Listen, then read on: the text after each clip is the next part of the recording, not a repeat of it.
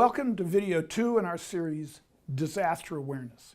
In this video, we are going to explore what might be called the natural life cycles of a disaster. While each disaster event is unique, the pattern of events that follow a very general pattern, and it's helpful to understand that pattern.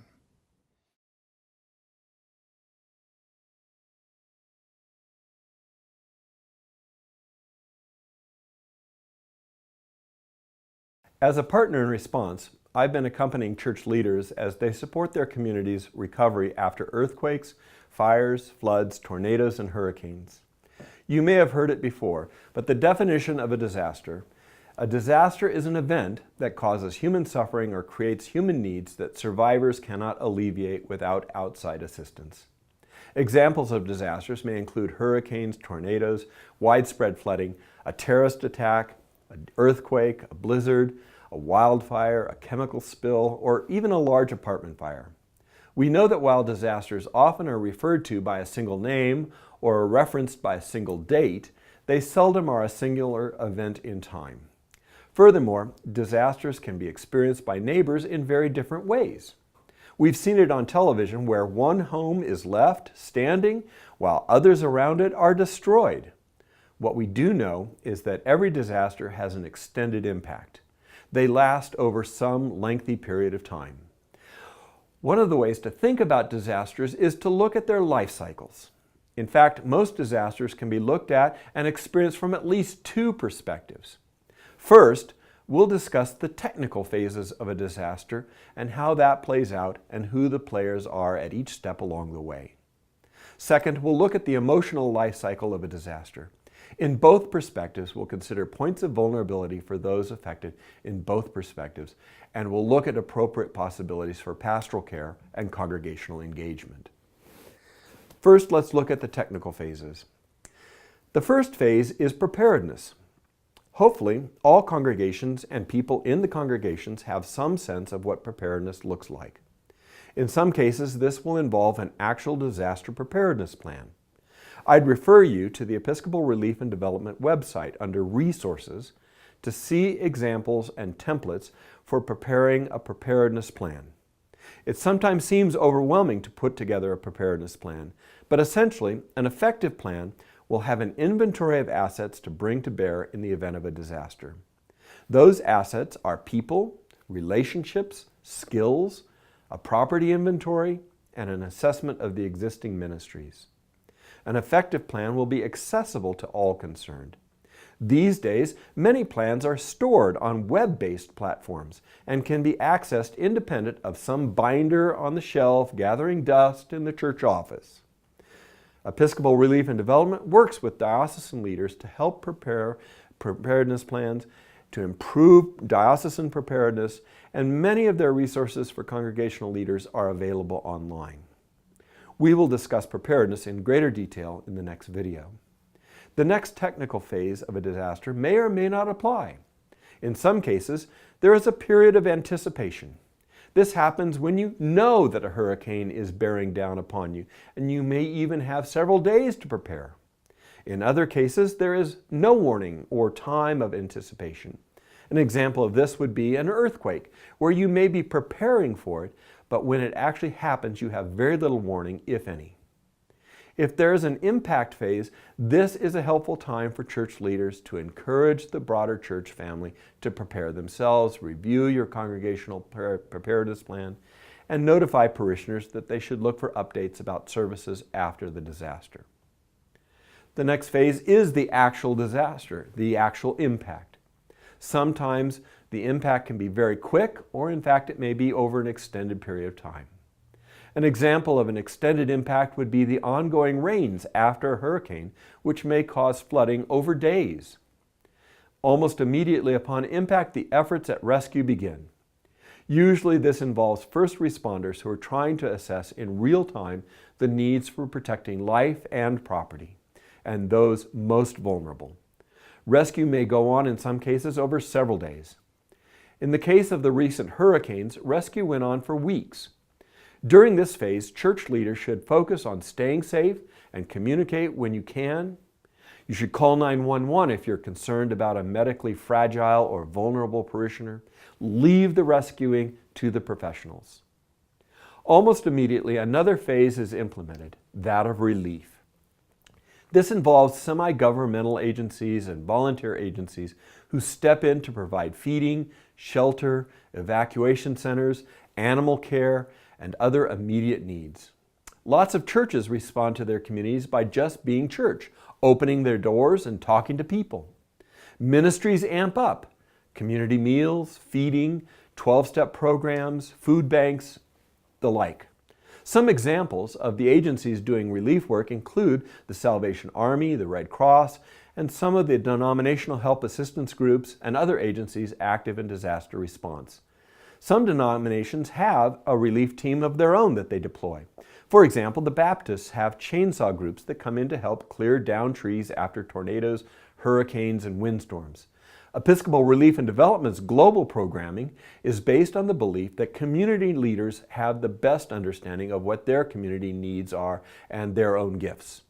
Instead of a deployment model, we work with diocesan leaders to boost the capacity of congregational leaders to meet the needs of the most vulnerable people within their communities, to help them recover. After disasters, Episcopal Relief and Development helps out with response program planning, trainings for impacted clergy, connections to other Episcopal and disaster responding organizations, and we offer emergency grants. It's worth noting that Episcopal Relief and Development grant funding cannot be used for deductibles, lost pledging units, Episcopalian-only programming. Their funding is earmarked for the marginalized and vulnerable people who might fall through the cracks through formal recovery systems. The next phase is short-term recovery. By this time, it is after FEMA will have arrived and will begin helping people to transition from temporary shelter-type accommodations into short-term accommodations such as motels, FEMA housing, and the such.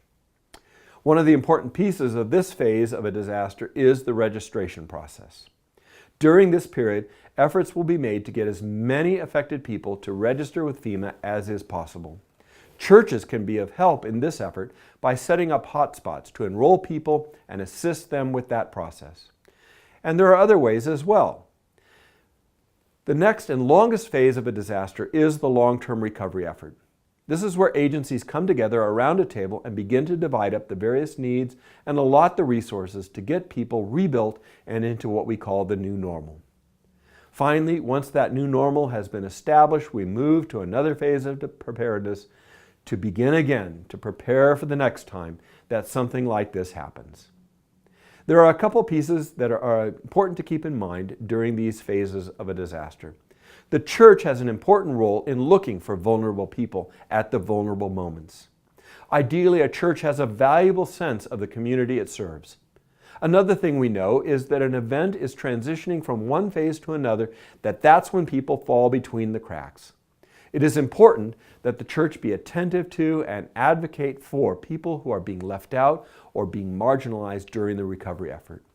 Still, another important idea is to think of a disaster as an opportunity for a congregation to engage with their neighbors in a way that perhaps they haven't done before. Ongoing ministries can be enlivened and new ministries can be implemented. All this points to the importance of relationship building in disaster work.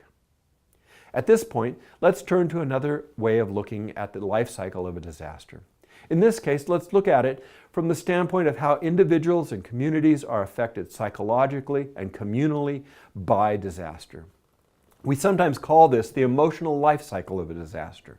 You can see from the graph that this is sort of a scale. On one side on the left with emotional highs and emotional lows, and horizontally it has people who are going along and then experiencing some anxiety before the impact, and then when the impact happens, immediately there's a feeling that the world has collapsed, or perhaps there's been a great sense of loss. But this is sometimes coupled by what we would refer to as the heroic phase. This is where all of a sudden the cavalry arrives in the form of the first responders, and they're doing heroic things to save lives and property. We also see that the community efforts that happen sometimes are building. Neighbors come out and meet each other for the first time, and they help each other out, and the community comes together, and sometimes we refer to this as the honeymoon phase. When neighbors sometimes come together in ways that they've never come together before, there is a new sense of belonging. Even though the disaster may have implied loss, it means that sometimes the community members feel bonded to each other in their loss, and they feel connected in ways that they've not previously felt connected. Sometimes also national leaders and other public leaders will come and visit, and there is a sense that this can be a high point of their time. But this is followed almost immediately by a growing sense of disillusionment, when all of a sudden the relief agencies have left and the people are faced with the fact that they still have lost their homes or their livelihood. Their jobs may have disappeared, and the economy in the area may have been very adversely affected. Disillusionment sets in, and sometimes this is compounded as insurance claims are denied. People experience the fact that they may not be able to rebuild as though they thought they were going to rebuild. In addition, the encounter with FEMA can sometimes be a very slow and arduous process, and people become disillusioned very quickly about that as well. This is followed eventually by times when there may be trigger events that cause an uplift in emotions. For example, all of a sudden they get a FEMA check, or they get an insurance payout, or perhaps they may find a short-term solution to some of their concerns. Also, there can be trigger events which function to set people back as well. In my case, when leading a church after an earthquake, a year to the date after our major earthquake, we experienced as a community a second earthquake, and this triggered in some people fears that they had not really dealt with, even during the year of recovery. But as these go along, folks do begin to recover, and they start to work through their concerns about how they're going to rebuild. They start to come to grips with their loss that they've experienced, and then gradually the reconstruction starts to happen, and hopefully, ideally, in that recovery, a new normal will be established, and to that, hopefully we would like to believe that sometimes that new normal can be even better than the previous normal. But this is a very long process. One of the things that we talk about in disaster work is the process of recovery is always going to be a marathon and not a sprint. So we should give some thought then to the opportunities for pastoral care that might exist in disaster recovery work. Anniversaries or trigger events are sometimes predictable, like the first Christmas or the first rainstorm, and they may cause a setback. Clergy can help community come together, and most of all, I'd like to talk a little bit about the need for clergy self-care. Leaders who are going to be trying to be effective during this marathon of disaster recovery really have to be intentional about their own self-care. In my case, I belong to a support group, and I relied heavily on my support group to give me the ability to express what I was feeling in a safe and appropriate manner. Also, at the same time, I was attentive to the fact that I needed extra Sabbath time. One way to think about this is that somebody who is in pastoral ministry and is doing effective work as a pastor in a congregation and then has a second layer on top of that added in the form of disaster recovery really in some respects needs to be doubling their Sabbath time because they're essentially working 2 full-time jobs. This is a little bit about what we know about the life cycle of disasters. There is the technical and governmental approach to the phases of a disaster, and there is also the emotional life cycle as well. Both are unfolding at the same time. Our job as the church is to be effective in ministry and mission, both during the normal times and during the extraordinary times. I hope this video has been helpful and giving some understanding of the life cycles and the ways that disasters unfold in the midst of communities.